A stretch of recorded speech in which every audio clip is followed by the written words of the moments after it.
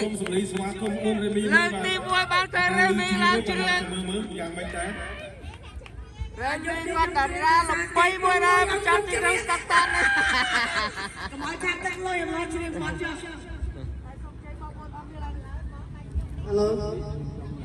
កុំឲ្យខាប់ពេលវេលាសូមជ័យបងប្អូនអរគ្នាឡើងរំទាំងអស់គ្នាចាបាទជួយយកទៅទៀត